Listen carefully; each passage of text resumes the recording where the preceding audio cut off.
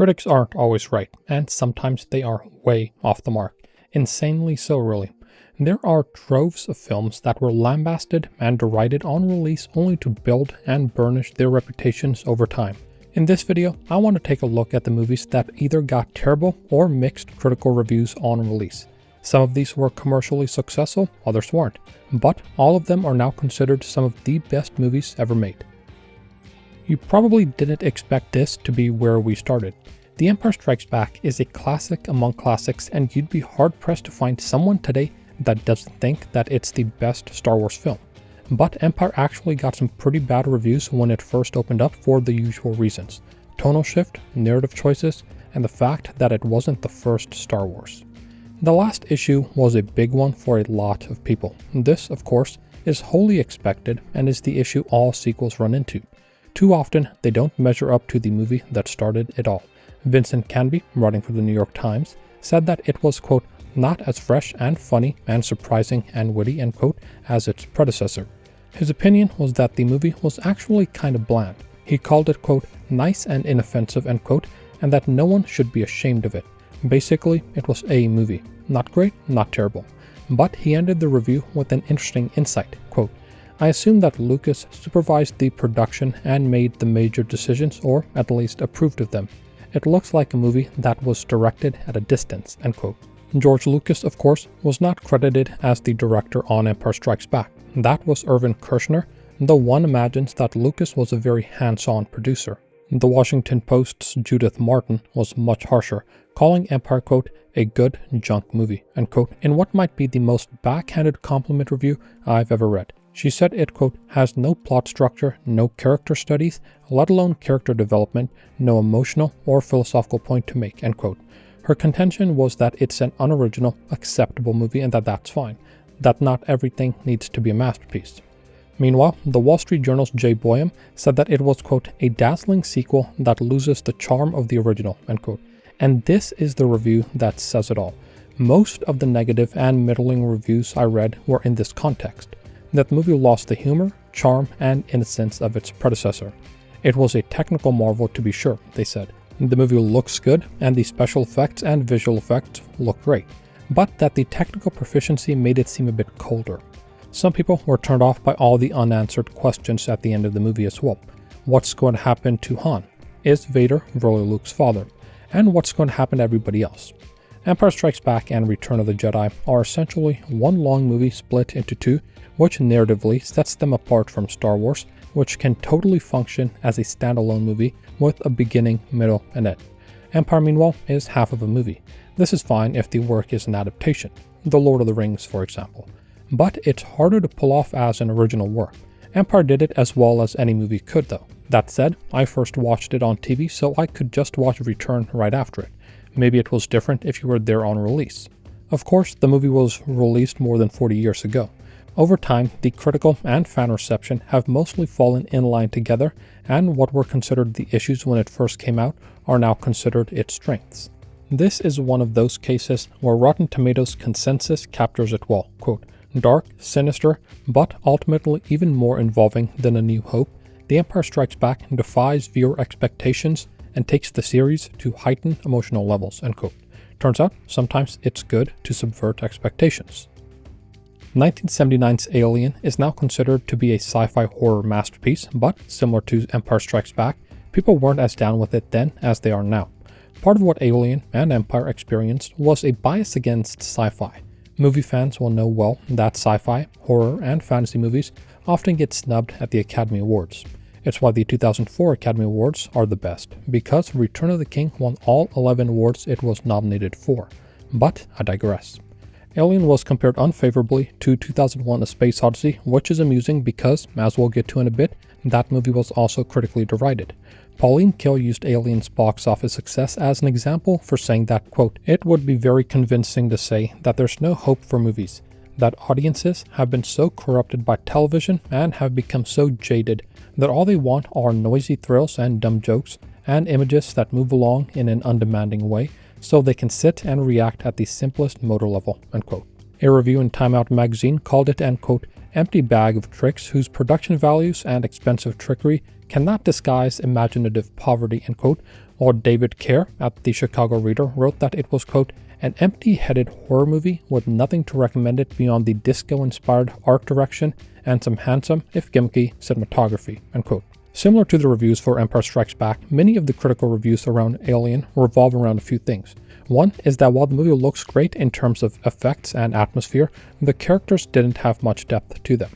This might just be me, but I think complaints about character depth ring a bit hollow when it comes to horror movies. If I'm being chased by a murderous alien, seeing things latch on to people's faces, and seeing things erupt from people's chests, I'm not sure how much reflection and philosophizing I would do. Survival is the only thing that matters in that situation. Even in a location that I ostensibly know, everything becomes alien. Danger lurks around every corner and your adrenaline is at a constant high. This is not the time to be building character, it's the time to be saving yourself. Such criticisms belie a lack of imagination and empathy on behalf of the reviewer. They're fundamentally incapable of putting themselves in the character's shoes, resulting in a totally non-empathetic experience which, frankly, makes for a subpar review.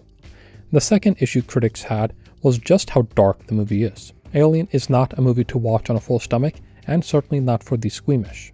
John Simon put it well, quote, what earmarks Alien as a probable audience hit and certifiable critical flop is merely that the horror is more horrible than usual, end quote. Star Wars had come out just a couple of years prior, as did Close Encounters of the Third Kind, and they were a lot lighter than Alien. Derek Malcolm, writing for The Guardian, noted as much, saying that older sci-fi movies were, quote, often as warm and gooey as hot treacle, end quote. Meanwhile, Alien was, quote, exactly in tune with much more cynical times, end quote. Rather, Alien was a new movie for a new age. Sci-fi was about to grow up.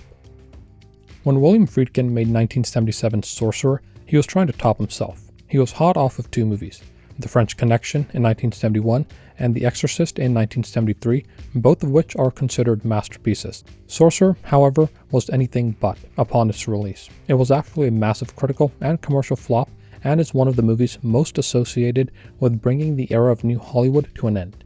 And not just the era of New Hollywood, but also putting William Friedkin's career on ice. Sorcerer is basically Friedkin's Heaven's Gate, the movie that ruined Michael Cimino, and both of them suffered from similar issues. Both were excellent directors at the top of their game, Friedkin with The Exorcist and Cimino with The Deer Hunter. Each also had a dictatorial directing style. It was their way or the highway and no one could tell them different. Both were perfectionists and would demand their actors do take after take after take, sometimes getting dozens of takes. And both would blast past the budgets they had gotten for the films that ruined them and thus helped bring an end to the New Hollywood. Both of them are cases where ego got the better of the men involved and they ended up flying too close to the sun. In this case, a lot of the issues were perception-based. Sorcerer was heavily inspired by 1953's The Wages of Fear, which is considered to be a masterpiece. Both movies are essentially about four men that need to traffic some dynamite from one place to another. Think about how people would react today if someone tried to literally remake Star Wars or The Godfather. That was how people felt about Sorcerer, and a lot of the reviews point to that. Leonard Matlin said this, quote, expensive remake of The Wages of Fear never really catches hold despite a few astounding scenes, end quote. Leslie Hallowell, a respected British film critic, asked, quote, why anyone would want to spend $20 million on a remake of The Wages of Fear, do it badly, and give it a misleading title is anybody's guess. The result is dire, end quote. If you're wondering what he meant by misleading title, people at the time thought that this was a follow-up to The Exorcist. In Peter Biskin's Easy Riders, Raging Bulls, he wrote, quote, fatally trapped between America and Europe, commerce and art, Friedkin had finally achieved the worst of both worlds, an American remake of a French classic that was too episodic, dark, and star-challenged, end quote. And John Simon said that the movie could, quote, be usefully studied in courses on how not to make movies, end quote. And on it went. I know Friedkin had a reputation for being a dick on set, but man, I kind of feel bad for the guy here. They really tore him a new one. However, people would eventually turn around. Now, several critics consider it one of the best films of 1977 and the 70s overall. Sometimes a little distance is all you need. Time, after all, heals all wounds. Now, I know that Stanley Kubrick is not a movie, but for our purposes here, he might as well be. Almost all of Stanley Kubrick's films could be on here. Most people, and certainly most directors and critics now, will say that Stanley Kubrick was one of the best directors to ever do it. But you wouldn't necessarily think that from the mixed contemporary reception of many of his movies. 1977's Paths of Glory, 1962's Lolita, 1968's 2001 A Space Odyssey, 1971's A Clockwork Orange, and 1980's The Shining. The eagle-eyed among you will notice that this is a significant chunk of Kubrick's filmography, and you would be right. Stanley Kubrick was a very polarizing filmmaker. You either loved his movies or you didn't, though even those in the latter camp were still able to recognize some of what made his movies brilliant. 1957's Paths of Glory is an anti-war film set during World War I, and it got an especially harsh reception in France. This was at a time when anti-war attitudes were not particularly well received there. The movie wouldn't even get a French release until 1975. At the same time, it was also pulled from consideration from the Berlin Film Festival to avoid straining relations with the French. It would not get a German release until a few years later. The Franco government in Spain just outright refused to release the film. It wouldn't get a Spanish release until 1986. Fears of offending the French were rampant among the Swiss as well. It wouldn't be released there until 1970. And while it was banned in all American military bases, reviews stateside were a bit more positive. The biggest issue was the bleak nature of the movie. The Chicago Daily Tribune called it, quote, a grim, forceful story presented in blunt, unvarnished fashion, entirely lacking in the customary cliches, deftly directed, end quote, while Whitney Williams, writing for Variety, said it was, quote, grim screen fare, end quote. People, on the whole, like a happier movie-going experience. That said, over time, respect and admiration for the movie has grown. You might think it's not difficult to guess why Lolita got bad reviews. Hell, Vladimir Nabokov had a difficult time getting the book printed, and it was considered unadaptable due to the subject matter. Still, if anyone was going to do it, it would have been the iconoclast Stanley Kubrick. Predictably, it split opinion, but not for the reason you think. Sure, there are places like Harrison's Reports that wrote something like, quote, you don't have to be an emulating prissy-ish uncle from Duboc to say that the film leaves you with a feeling that is repulsively disgusting in much of its telling, end quote. But most negative or mixed reviews actually related to something most of us are used to, namely adaptations not being as good as the original book. Variety gave it a negative review, saying it was, quote, occasionally amusing but shapeless film, end quote, saying that the first third is great, but then it begins to peter out. Meanwhile, David Nussers, writing for Real Film, gave it a 1 out of 4 rating, calling it, quote, an epically misbegotten, misguided adaptation, end quote. It should be noted that Kubrick did, in fact, get permission from Nabokov to change the order of the events in the story in order to have it flow better on the screen. While it wasn't censored like Paths of Glory, Kubrick admitted to extensive self-censorship in order to get it past the censor boards. He even mentioned how he would change it if he didn't have to self-censor, saying that, quote, because of all the pressure over the production code and the Catholic Legion of Decency at the time, I believe I didn't sufficiently dramatize the erotic aspect of Humbert's relationship with Lolita, end quote. If he could have redone it, he, quote, would have stressed the erotic component of the relationship with the same weight Nabokov did. But this is the only major area where I believe the film is susceptible to valid criticism, end quote. Of course, like Paths of Glory, respect and admiration for the movie has grown over time. 2001 A Space Odyssey sharply divided critical opinion as well. According to Keir Dullea, who plays David Bowman in the movie, 250 people walked out of the New York premiere of the movie. In fact, a lot of the harshness was from New York critics, who Kubrick called, quote, dogmatically atheistic and materialistic and earthbound, end quote. John Hofstas, writing for the New York Times, noted the snarky reaction in a 1976 article he wrote about Barry Lyndon. Quote, when 2001 opened in 1968, it was greeted with derisive snorts from practically every major critic except Penelope Gilliatt. A monumentally unimaginative movie, wrote Pauline Kael. A major disappointment, said Stanley Kaufman. Incredibly boring, commented Renata Adler. A regrettable failure, wrote John Simon, shrugging it off as a shaggy god story. A disaster, said Andrew Sarris, end quote. Eventually, Sarris would recant his opinion, later saying that, quote, 2001 is indeed a major work by a major artist, end quote. A lot of reviews would take issue with the same things. While agreeing that it was a visually stunning work with wonderful special effects, some thought that the style came at the cost of substance. Others thought that it was slow and long to the point of boring, and that it was complicated to the point of being inaccessible. Of course, now it's considered a landmark sci-fi film. A Clockwork Orange is an odd case because this is a movie that Kubrick personally requested to be pulled from theaters. Frankly, the criticism from critics is a lot less interesting here than the criticism from the wider public. A lot of people did not like it, and when I say people, I mean regular people. According to Christiane Kubrick, his wife, it got to the point that Stanley Kubrick was receiving death threats, and the couple had protesters in front of their house. This was because of claims that the movie had led to real acts of violence, such as that of a 16-year-old boy beating an old man to death, and a 1974 incident where a gang of British youths assaulted a teenage girl while performing Singin' in the Rain.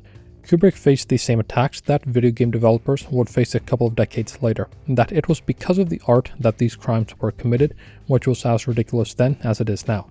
The film, as I'm sure you can guess, was banned across the world. In Malta until 1975, in Brazil until 1978, in South Africa until 1984, in Ireland until 2000, in Singapore until 2011, and in other places it was heavily censored. Leslie Hallwell called it, quote, a repulsive film in which intellectuals have found acres of social and political meaning. The average judgment is likely to remain that it is a pretentious and nasty rubbish for sick minds who do not mind jazzed up images and incoherent sound, end quote. That, or reviews along those lines, were shared by several other critics as well, including Pauline Kael, John Simon, and Roger Ebert. And, like every other Kubrick film, it's been appraised upward since its release. The Shining, of course, famously had mixed feelings from Stephen King, whose 1977 novel served as the basis of the movie. In his words, quote, even when a director such as Stanley Kubrick makes such a maddening, perverse, and disappointing film as The Shining, it somehow retains a brilliance that is inarguable. It is simply there, end quote. This kind of criticism is the basis for a lot of Kubrick's films. Virtually everyone agrees that on a technical level, they're beautiful and have a memorable quality. But, for one reason or another, they end up so polarizing that it can take years for a consensus opinion to form. Gene Siskel called it, quote, a crashing disappointment, end quote, while Pauline Kael wrote that, quote, again and again, the movie leads us to expect something, almost promises it, and then disappoints us, end quote. Some reviews, such as those by Variety and the Washington Post, basically said that it did not live up to what made the novel so great, which, of course, is the perennial criticism of all adaptations. And, like every other Kubrick movie, critics eventually came around. David Fincher's Fight Club is one of the most iconic movies ever made. It's a rare movie that's able to find its way into the culture as seamlessly as this one did. But it makes sense why it was so coldly received. Fight Club is a very polarizing film, and while no one will dispute its iconic status, I think there are still a fair few that still take umbrage with it. The movie is based on Chuck Palahniuk's novel of the same name and centers around a guy that has everything society tells him that he should want, but he still feels empty. Or, at least, that's what appealed to Brad Pitt and Edward Norton. Whether or not either of them, as well as Fincher, were expecting the blowback is up for question. People felt, and feel, a lot stronger about Fight Club than they do a lot of the other movies on this list. It elicited a particular disgust that even movies like Alien or Lolita failed to do. Matt Miller, writing for Esquire, called it an, quote, obtuse, ineffective satire, end quote, and that it was like, quote, talking to a miserable college student home from their first semester out of the parents' house, end quote. Rex Reed, writing for The Observer, called it, quote, a film without a single redeeming quality which may have to find its audience in hell, end quote. David Denby, writing for The New Yorker, said, quote, I think of it as a fascist rhapsody posing as a metaphor of liberation, and I would deliver a long tirade against it if it weren't such a dog. Such a laborious and foolish waste of time, end quote. And Kenneth Turn, writing for the LA Times, said that it was, quote, a witless mishmash of whiny, infantile philosophizing and bone-crushing violence, end quote. Interestingly, Fight Club, unlike the other movies on this list, is still provocative today. There was a time when it felt as though the critical consensus had settled and that it had moved beyond its cult status into being considered to be great. But this is one of those movies that's been revisited constantly over the past decade. Tyler Coates, writing for Decider in 2014, captured the gist of the current state of thought surrounding the movie well, saying, quote, the film sparked the kind of men's rights advocacy that is now responsible for threatening women across the internet and blaming feminism for their own failures, end quote. How Fight Club continues to evolve remains to be seen. Right now, it's back to where it started when it was first released. Iconoclastic and polarizing, and so much more interesting for it. Blade Runner is an important movie. It changed sci-fi during a summer that included powerhouses like E.T., Tron, The Thing, and The Wrath of Khan. But Blade Runner has had an indelible impact on sci-fi and cyberpunk in particular, unlike any other movie. Alas, critics at the time did not think so. Actually, they were pretty down on it. It wouldn't be until the director's cut that critical opinion began to turn around, and not until the final cut, overseen by Scott himself, that we got the definitive version. Blade Runner reviews actually read something like reviews for 2001: Space Odyssey. While generally agreeing that it looked beautiful, critics complained about its length and slow pacing, despite some trailers showing it as an action movie. Janet Maslin, writing for the New York Times, called it a mess where, quote, nothing is explained coherently and the plot has great lapses, end quote. Pauline Kael wrote that the movie, quote, loses track of the few expectations it sets up and the formlessness adds to a viewer's demoralization, end quote. And Peter Stack at the San Francisco Examiner wrote that it was, quote, a disjointed, implausible sci-fi so trapped in photographic maneuvers that it's lifeless, end quote. Of course, Ridley Scott would have the last laugh. It's one of those movies where the Rotten Tomato consensus captures it perfectly, quote, misunderstood when it first hit theaters, the influence of Ridley Scott's mysterious neo-noir Blade Runner has deepened with time. A visually remarkable, achingly human sci-fi masterpiece, end quote. Film criticism, like anything, takes time to do well. One day, John Hofstas asked Stanley Kubrick if he learned anything about his own work from reading film criticism. Kubrick answered, quote, no. To see a film once and write a review is an absurdity. Yet very few critics ever see a film twice or write about films from a leisurely, thoughtful perspective, end quote. I think Kubrick's onto something there. Writing a review after a single watch is probably part of the reason why so many of these movies got either terrible or mixed reviews upon release. It does everyone a disservice to be so lackadaisical, the creators, the audience, and the critic themselves. If you're going to criticize something, take time to get it right.